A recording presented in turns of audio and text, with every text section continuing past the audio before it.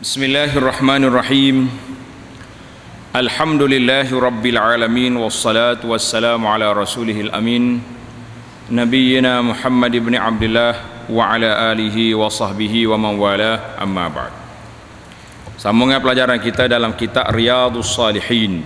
Riyadhus Shalihin, kita telah masuk ke dalam Kitabud Da'awat, kitab tentang doa, bab yang ke-251, Babu fadli du'ai bi zahril ghaib.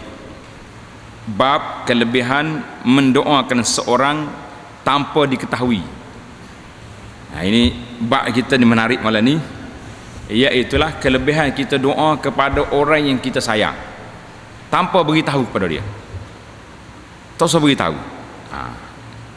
Kita hari ni berbeza dah. Kalau kita doa ke orang, i'lan selalu, atau SMS ke kawan tu ke, tulis dekat Facebook ke, oh saya baru saja mendoakan sahabat saya depan Kaabah. Oh pula dah. Ini salah. Salah dari segi kira-kira. Kelebihan kita doa ni bi zahril ghaib, artinya orang yang kita doakan untuk dia, dia tak tahu pun. Itu ikhlas. Ikhlas kita doa ni, tak payah beritahu pada orang, semata-mata kita sayang kepada kawan tu, maka kita berdoa untuk dia. Qala Allah Ta'ala, A'udzu billahi minasy syaithanir rajim. Walladzina ja'u min ba'dihim yaquluna rabbana ighfir lana wa li ikhwanina alladzina sabaquna bil iman. Dan orang-orang yang datang sesudah mereka, yakni Muhajirin dan Ansar, mereka berdoa, wahai Tuhan kami, berikanlah keampunan kami kepada kami dan saudara-saudara kami yang telah beriman dahulu daripada kami. Jadi ayat Quran ini ajar kepada kita, iaitulah orang-orang tabi'in mendoakan orang-orang yang dulu daripada dia. Ini kita hari ini pun kita doa kepada orang dulu pada kita. Nanti kita jadi orang dahulu, orang kemudian daripada kita, doakan kita pula. Jadi masing-masing doa mendoakan orang yang kemudian, doakan kepada orang yang terawal. Ini termasuk dalam ad-du'a bi zahril ghaib. Sebab kita tak ada dah, tapi orang tu doa untuk kita. Suratul Hasyri ayat 10, dan firman Allah Ta'ala, wastaghfir li dzambika walil mu'minina wal mu'minat, dan mohonlah keampunan bagi dosamu dan bagi dosa orang-orang mukmin laki-laki dan orang mukmin perempuan. Jadi kita doa kepada dosa kita dan dosa orang-orang dulu. Ini dia panggil, orang tu tahu tak kita doa dengan dia? Tak tahu. Itu dia panggil doa bi zahril ghaib, doa tanpa orang tu tahu, tanpa kita beritahu kepada orang tu. Tapi orang hak mati dia tahu, doa kita sampai kepada dia. Alhamdulillah. Ini sifat orang-orang yang saleh.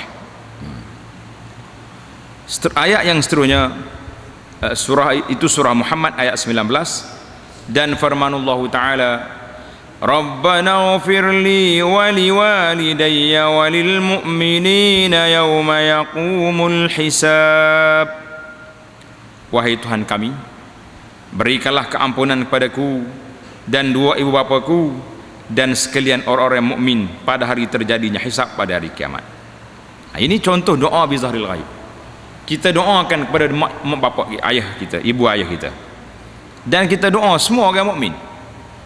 Jadi doa yang kita beri itu dia panggil doa bi zahril ghaib, sebab orang tu tak tahu siapa kita. Kita pun tak bagi tahu ke dia. Dia tak ada lah. Mak ayah kita pun dah meninggal, kita berdoakan. Ini semua ini menunjukkan kepada kelebihan doa bi zahril ghaib. Doa di sebalik tabir. Maknanya kita tak payah beritahu kepada orang yang kita nak doakan dia tu.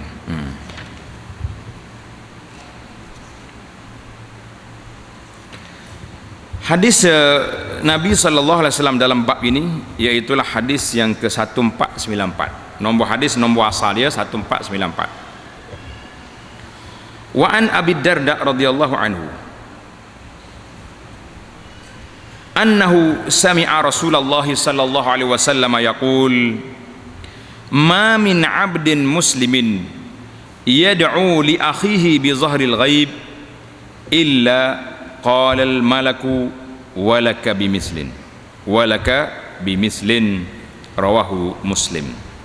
Artinya daripada Abu Darda radhiyallahu anhu, dia mendengar Rasulullah sallallahu alaihi wasallam bersabda, tidak ada seorang hamba pun yang mendoakan saudaranya. Tengok nota nomor 1, dia kata apa? Saudara seagamanya. Itu maksudnya.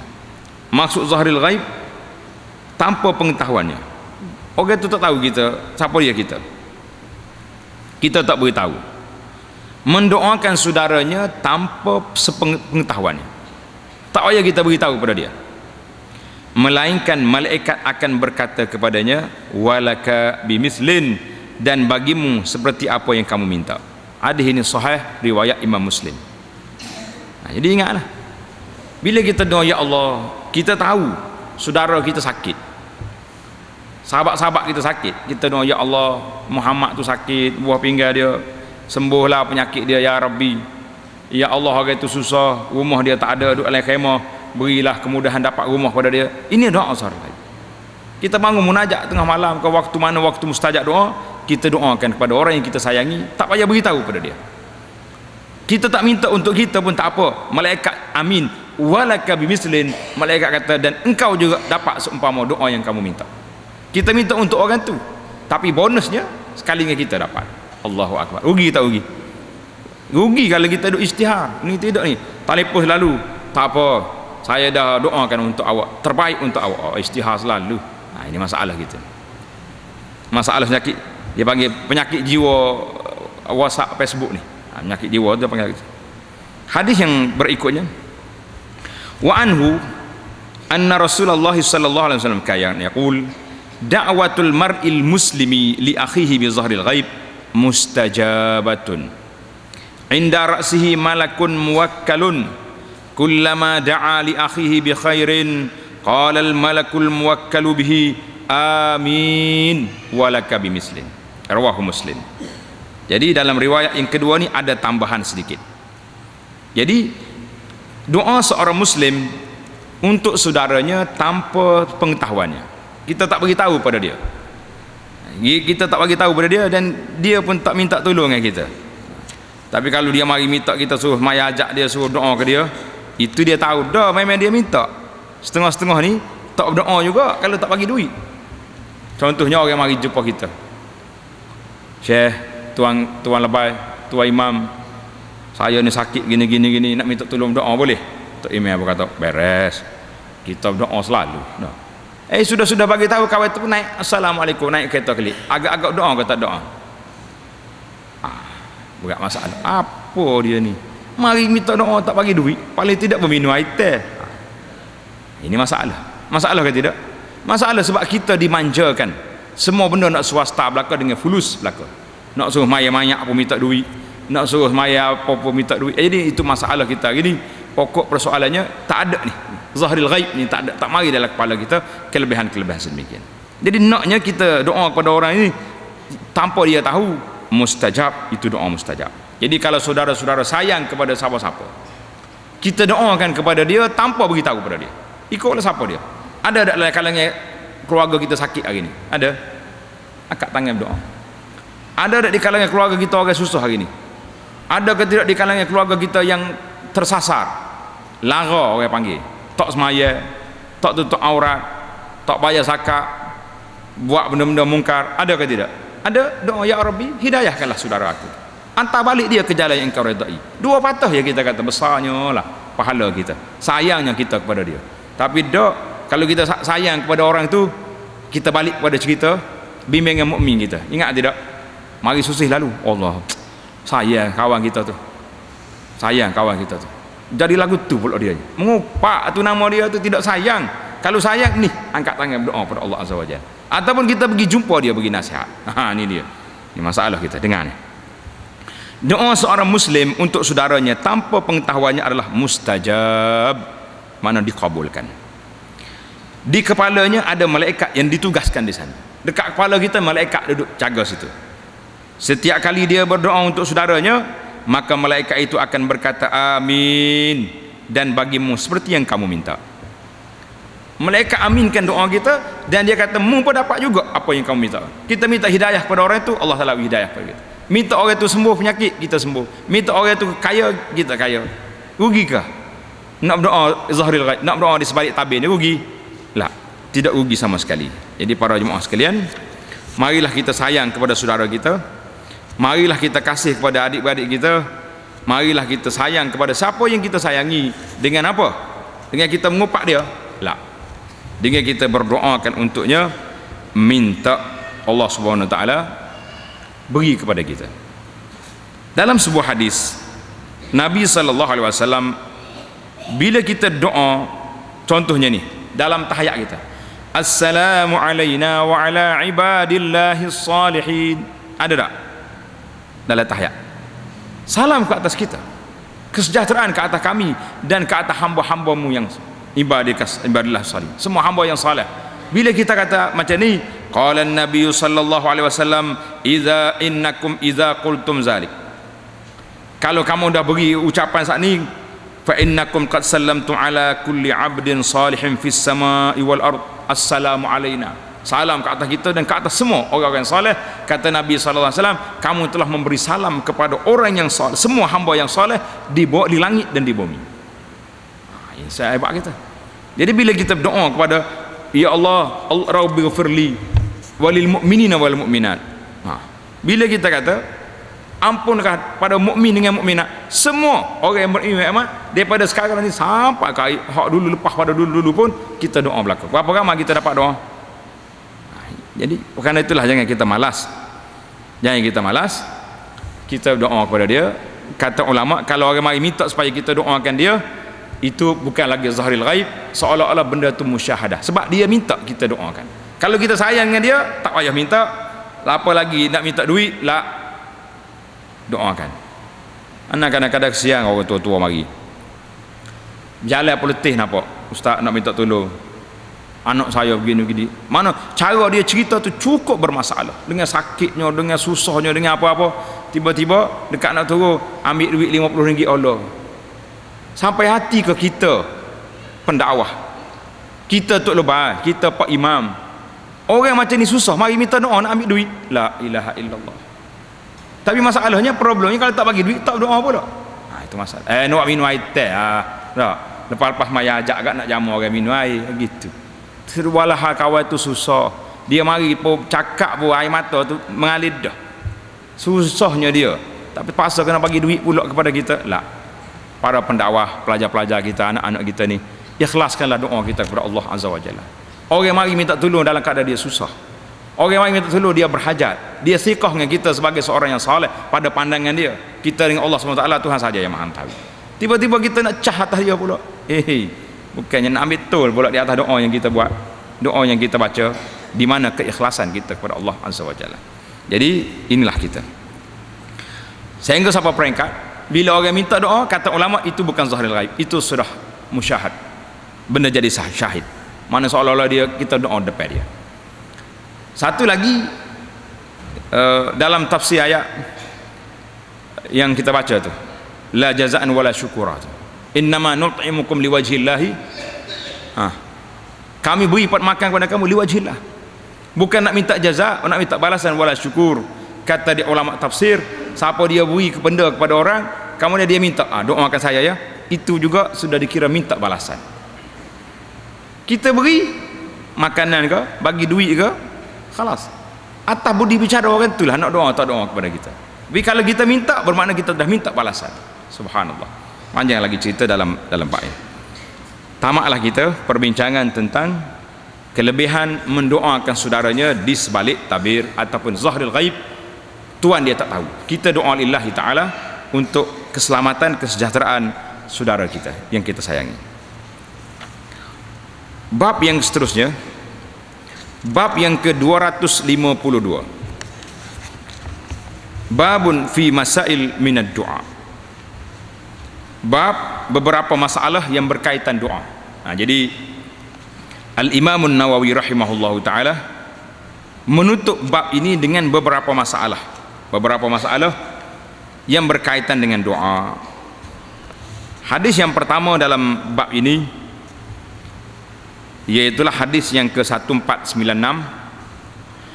Wa an Usamah ibn Zaid radhiyallahu anhuma qala Rasulullah sallallahu alaihi wasallam man suni'a ilaihi ma'rufun faqala li fa'ilihi jazakallahu khaira faqad ablagha fi sana rawahu at-Tirmizi wa qala haditsun hasanun sahih. Artinya daripada Usamah bin Zaid, sabda Nabi sallallahu alaihi wasallam, sesiapa yang dibuat baik, dibaiki itu dia macam kena baik boleh tak? Sunia ilai mahrufan, orang melakukan kebaikan kepada kita, tak kira lah dia bagi duit ke, dia bagi nasihat ke, dia tunjuk jalan ke, dia apa saja pun, yang penting orang buat kebaikan kepada kita. Apa kita nak buat? Kita kata terima kasih. Itu bahasa, itu orang Melayu, bahasa Melayu. Thank you bahasa orang putih. Kita bahasa kita ini dia. Faqala li fa'ilihi, kemudian dia berkata kepadanya. Kita kata kepada orang yang buat baik kepada kita, kata apa? Ikut semua. Jazakallahu khaira, jazakallahu khaira. Kalau orang perempuan letak bagi bawah, jazakillahu khaira, jazakillahu khaira. Baik. Kalau ramai orang buat, tukar tambah mim, jazakumullahu khaira. Ni orang duk tanya ni apa beza ni?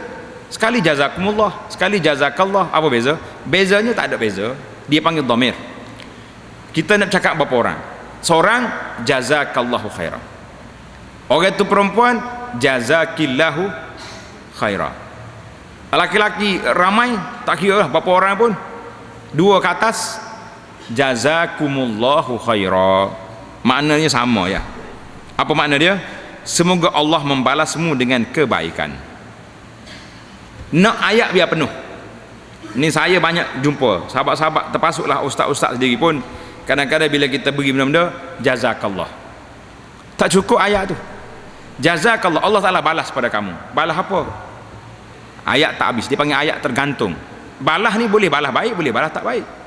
Kita sudahkan ayat jazakallahu khaira, Allah Ta'ala balas kebaikan kepada kamu, barulah ayat dia komplit, lengkap. Kalau boleh nak panjang lagi, jazakallahu khairan katsira, itu bahasa. Kalau orang Arab dia bergurau pula, jazakallahu khaira wa zawwajaka bikra. Ni masalah. Tahu makna yang kedua tu? Tak tahu, tak senyum tu. Terjemah ke masalah pula ni. Kena terjemah juga. Jazakallahu khair, Allah Ta'ala beri kepada kamu yang banyak. Wa zawwajaka bikra, Allah Ta'ala menikah dengan anak darah mula. Baru senyum. Hak kena hak ni marah lah orang tino belakang. Dia ni tak jadi bui, tarik balik dia tu dah. Doa lagu ni kata lelaki aku pula dah. Itu biasa budak-budak Arab dia gurau lagu tu. Tak usah duk gurau lah, ambil hak ori. Jazakallahu khaira. Ingat, perkataan khaira belakang mesti kena ada. Kalau tak ada itu maknanya ayat kita tak habis, ayat kita belum lengkap. Cukuplah. Kalau kita ada benda nak bagi balik, nak balas ke dia, nak bagi buah lima ke buah hepa ke, itu berilah. Tapi kalau tak ada apa-apa pun, memadailah kita kata jazakallahu khair. Tapi kalau saya kata terima kasih sama-sama, habis tak kata boleh kasih. Nah, ini doa Nabi kita ajar. Kalau membuat benda, orang buat benda baik pada kamu, mu tak mampu nak balas kepada dia, kamu jangan kata ke dia, kamu kata jazakallahu khaira, faqad ablagha fis sana, maka dia telah memujinya dengan setinggi-tingginya. Apa tak tingginya? Kita minta Allah balas kebaikan kepada dia. Kalau orang bagi piti pada kita 1,000, apa kita nak balas berapa ke dia? Nak balas RM50? Tak kena. Nak bagi kain sarung selah? Tak kena. Bagi nasi sepinggan? Tak kena. Bagi doa, khalas, intahal mawdu'. Ini cantik. Allahu Akbar. Mana tak cantik orang Nabi kita ajar ni? Siapa kata tak cantik orang Nabi kita ajar, orang itu kena masuk dalam hospital jiwa. Ini isu yang pertama, cara-cara membalas kebaikan orang. Baik. Yang kedua, hadis yang ke-1497, wa an Jabirin radhiyallahu anhu qala Rasulullah sallallahu alaihi wasallam, la tad'u ala anfusikum wa la tad'u ala auladikum wa la tad'u ala amwalikum wa la tuwafiqu minallahi sa'atan yus'alu fiha ata'an fayastajiba lakum la tuwafiquna. Rawahu Muslim. Maksudnya Rasulullah sallallahu alaihi wasallam bersabda, jangan kamu mendoakan keburukan ke atas diri kamu. Bila kita sakit, tak sihat, ada masalah, ujian, kita doa dulu, ya Allah, payahnya hidup tadi ni, maafkanlah saya ni. Lah, itu doa tak baik. Doa suruh kita binasa, tak mungkin. Dan jangan doa kebinasaan ke atas anak-anak kamu. Anak kita tak dengar kata, suruh baca malas, SPM pun tak tahu, boleh kuasa A, O, C pun tak dapat. Contohnya kita berkata bahasa budak celaka, bengong, malu mopok lah. Celaka sebutir kepada anak itu doa yang cukup dahsyat. Kalau mustajab doa pada waktu itu anak kita jadi celaka, apa nak buat? Tak usah pergi minta lah air tawar, bukan minum dengan botol air mineral, pergi selai dalam koloh pondok pun tak jadi apa dah. Mak sendiri doa celaka pada anak. Ini masalah berat. Wala tad'u ala amwalikum, jangan doakan di atas harta benda kita. Jangan. Kita tengok harta, contoh kita kata, kita berjalan-jalan, kereta kita buat masalah tepi jalan. Celaka menatai kereta ni, malu tu sini. Celakalah kereta. Jangan ada doa ke dia. Kita kata masya Allah tabarakallah, Allah nak uji aku ni. Pukul 12 tengah malam, mampu kereta tengah jalan. Mati pula tengah gelap dalam hutan nak kan. Nak turun kereta pun tak berani. Tahap kereta orang lalu pun tak apa nak berhenti, tempat-tempat kawasan-kawasan tamu-tamu ada logo tengkorak pula berjalan tu. Oi, kau tak mau berhenti dah. Siapa dia lah tengah malam gini. Pakai jubah putih pula lagi orang tak berhenti. Jadi masalah. Ini ujian. Ujian kepada kita, jangan sekali-kali kita celakakan dia. Pernah Nabi kita kata, dia riwayatkan Nabi kita berjalan, ada seorang sahabat tu dia cerita, dia kata celaka uta dia tu. Lambat berjalan, Nabi kata la yamshi ma'ana mal'un. Jangan bawa sekali kita benda yang dilaknat. Malai. Tengok. Nah, apa Nabi kata? Tidaklah kamu memohon permintaan kepada Allah dengan satu permintaan, dia memakbulkannya bagi kamu. Jadi Nabi kata, kebetulan waktu kita kata tu waktu Allah mustajab doa. Apa nak jadi? Jangan. Nak marah ke anak setara mana pun, kacik gigi kengak-kengak pun, tak jumpa muka lain, contoh itu ni, jari dalam mulut kekekah itu. Sakit dia tak buat lah. Jangan sumpah anak sekali-kali, jangan. Kalau nak marah setara mana anak merah bergetar tapi seling apa, astagfirullahalazim, Allahumma salli ala zikir, selawat ke Nabi. Jangan keluar perkataan sumpah pada anak, jangan. Kepada isteri sama juga. Ini kita nak marah ke bini kak, bahasa perempuan laknat celaka ni. Habis malam tu dakak si celaka ni juga. Inilah, ini bahaya kita. Allahu Akbar. Ingat, ini dua adab yang perlu kita buat. Jangan sekali-kali doa ke atas kita. Isu yang ketiga yang dibawa dalam kitab kita ni, hadis 1499. Isu yang ketiga, hadis yang ke 1498. Wa anhu anna Rasulullah sallallahu alaihi wasallam wa an Abi Hurairah radhiyallahu anhu anna Rasulullah sallallahu alaihi wasallam qala aqrabu ma yakunu al-'abdu min rabbih wa huwa sajidun fa akthiru ad-du'a. Rawahu Muslim. Maksudnya, saat yang paling dekat bagi seorang hamba kepada Tuhannya ialah ketika dia sedang sujud, maka perbanyakkanlah doa ketika sujud. Waktu kita paling hampir dengan Allah, waktu kita sujud. Kenapa?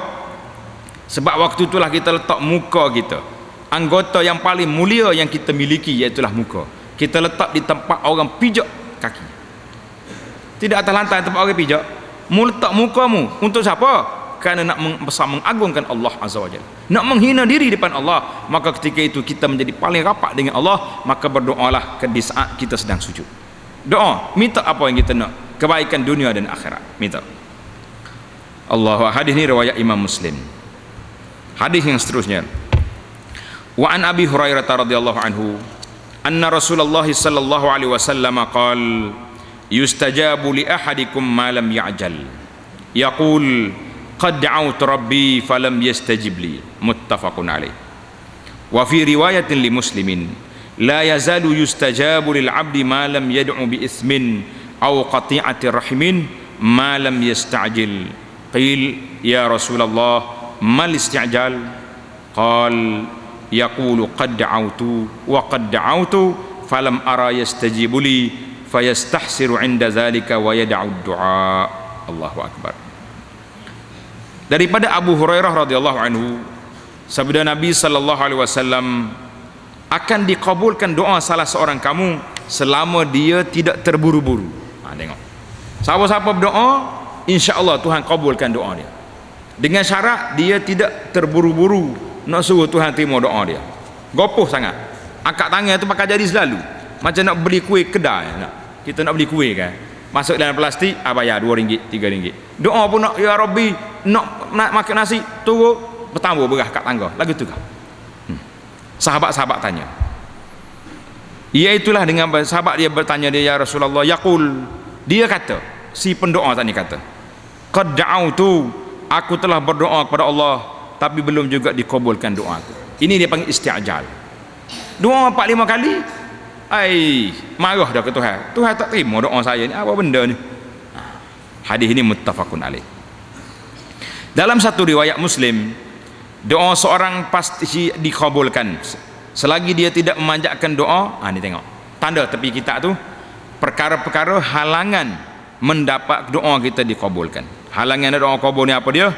Yang pertama, selagi dia tidak memanjat doa untuk buat dosa.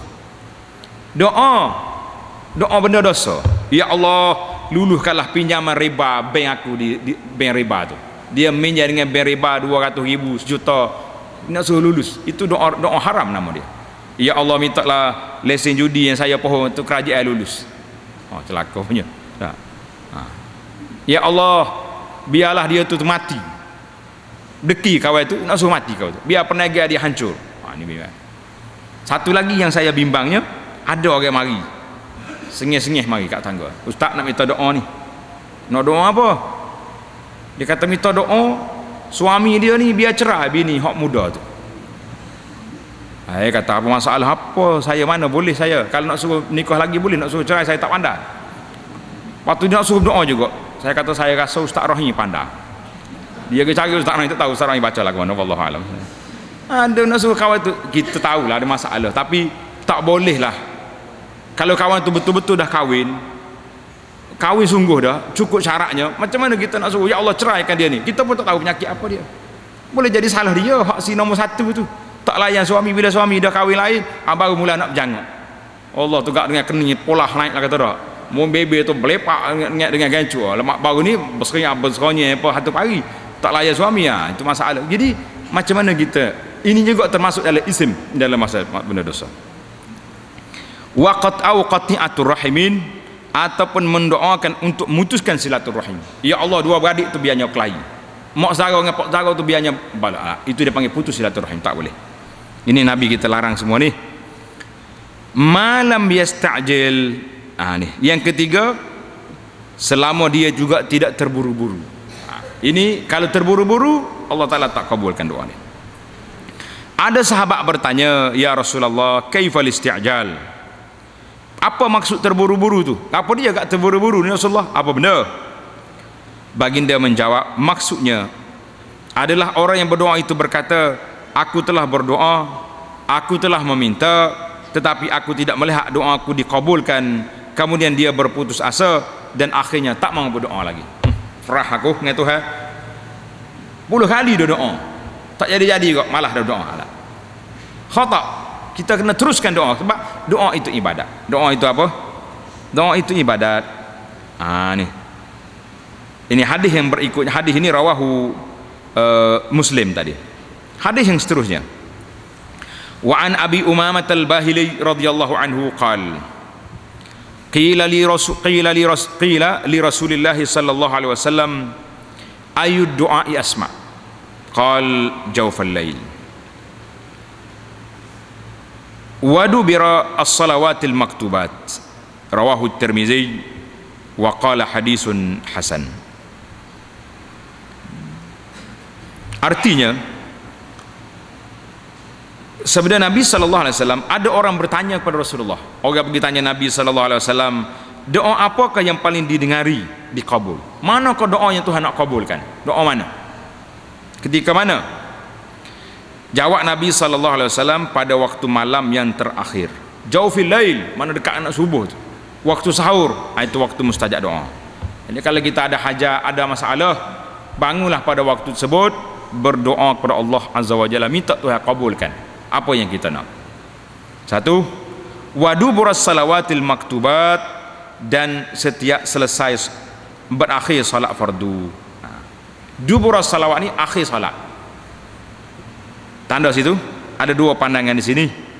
Sebahagian ulama mengatakan dubura as-salawat di sini iaitulah sebelum kita salam. Lepas kita baca tasyahud, baca tahiyat, baca selawat, kita doa situ. Teruskan doa. Ya Allah, aku nak ni bagi tahu. Ataupun selepas bagi salam, assalamualaikum warahmatullahi wabarakatuh, kita berzikir dan kita berdoa.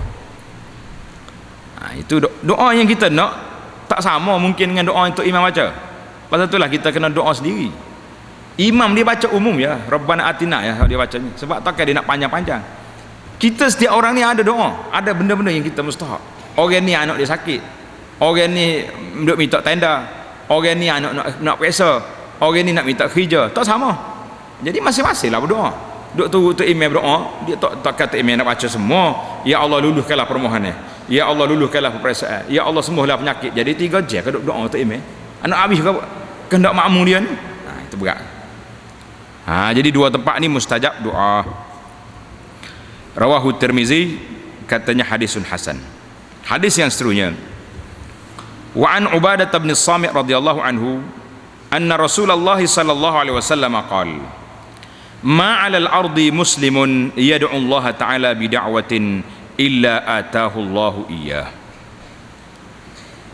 aw sarafa anhu min as-su'i mithlaha ma lam yad'u bi ismin aw qati'atir rahimin faqala rajulun minal qaum idzan nukthir qala Allahu akthar. Rawahu Tirmizi wa qala hadisun sahih hasanun sahih wa rawahu al-Hakim min riwayati Abi Sa'id wa zada fi aw yaddakhiru lahu min al-ajri mislaha aw yaddakhiru lahu min al-ajri mislaha. Daripada Ubadah ibn Samit radhiyallahu anhu bahawa Rasulullah sallallahu alaihi wasallam bersabda, tidak ada seorang muslim pun yang berdoa di muka bumi ini dan meminta kepada Allah Ta'ala dengan ni. Nabi kata tak ada seorang berdoa melainkan Allah akan mengkabulkannya.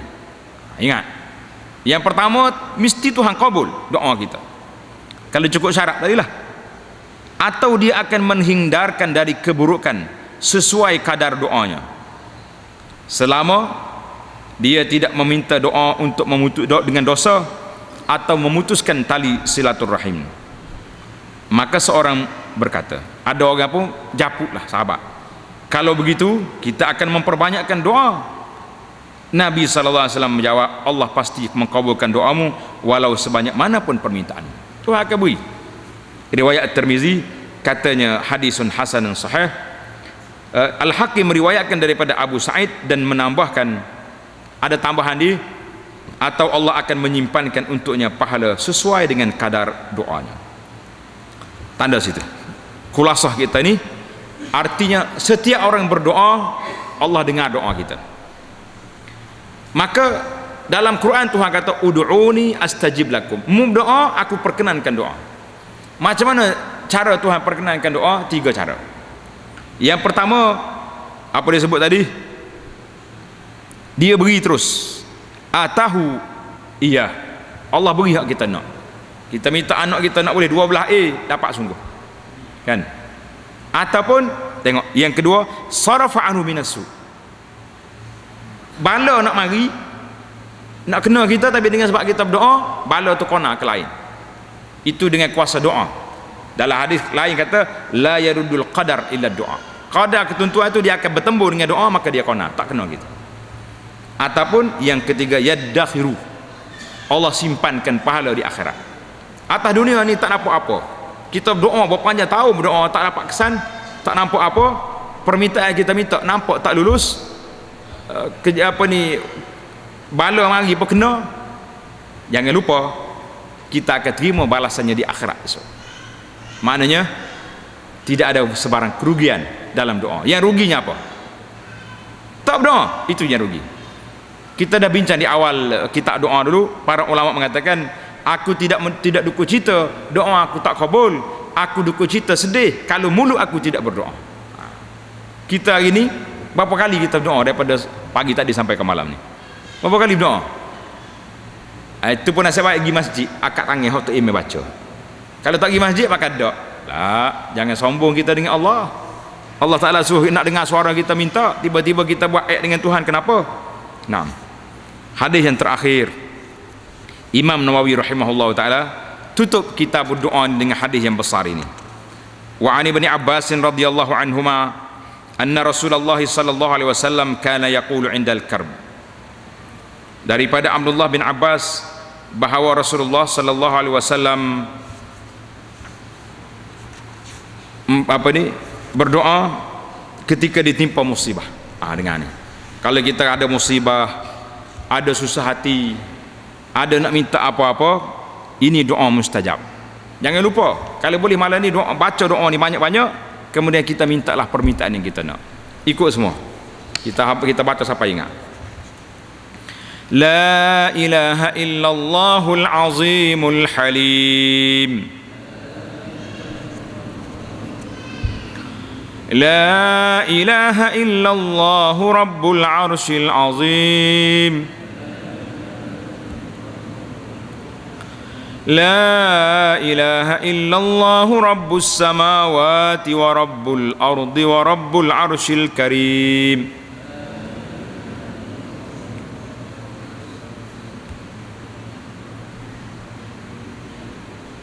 Payah nak kata. Ulang sekali lagi. La ilaha illallahul azimul halim. La ilaha illallah rabbul arshil azim.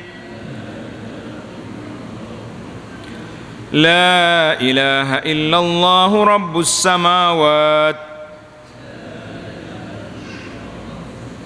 wa rabbul ardi wa rabbul arshil karim. Tidak ada Tuhan yang berhak disembah dengan sebenarnya melainkan Allah yang maha agung lagi lemah lembut. Al-Halim, Allah Ta'ala itu lemah lembut. La ilaha illallah, Tuhan pemilik aras yang agung. La ilaha illallah Rabbus samawat, Tuhan 7 lapis langit dan Tuhan bumi, dan Tuhan pemilik aras yang mulia. Jadi panjanglah kalau kita nak syarah hadis ini. Muttafaqun alaih.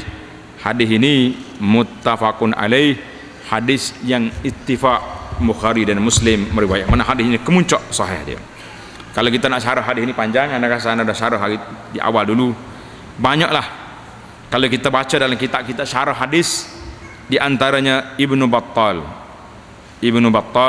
menceritakan beberapa orang ulama telah tajribah pengalaman mereka dengan doa-doa ni, selamat dia daripada dibunuh, selamat dia daripada ditangkap, dan selamat daripada benda-benda bala bencana yang nak menimpa dia. Allahu Akbar. La ilaha illallahul azim al-halim. Kenapa Allah Nabi kita sebut al-halim di sini? Sebab Allah Taala yang lemah lembut. Kita yang meminta ni dalam keadaan susah tidak? Susah. Tuhan yang lemah lembut, yang pengasih, yang sayang kepada hamba, mendengar rayuan ini, tentulah kabul, dia akan beri permintaan kepada kita, insya-Allah. Itulah tamatlah perbincangan kita dalam kitab Ad-Da'awat. Insya-Allah kita akan masuk dalam kitab yang seterusnya, bab yang seterusnya, bab karamatul auliya. Bab keramat, cerita karamat sikitlah. Ada ke tidak orang-orang keramat, tok wali yang hebat-hebat? Ini mengikut pahaman yang betul, mengikut ahlus sunnah, kita akan dengar dalam perbincangan akan datang, insya-Allah. Subhanakallahumma bihamdika asyhadu an la ilaha illa anta astaghfiruka wa atubu ilaih. Wa sallallahu ala nabiyyina Muhammadin wa ala alihi wa sahbihi ajma'in. Walhamdulillahirabbil alamin.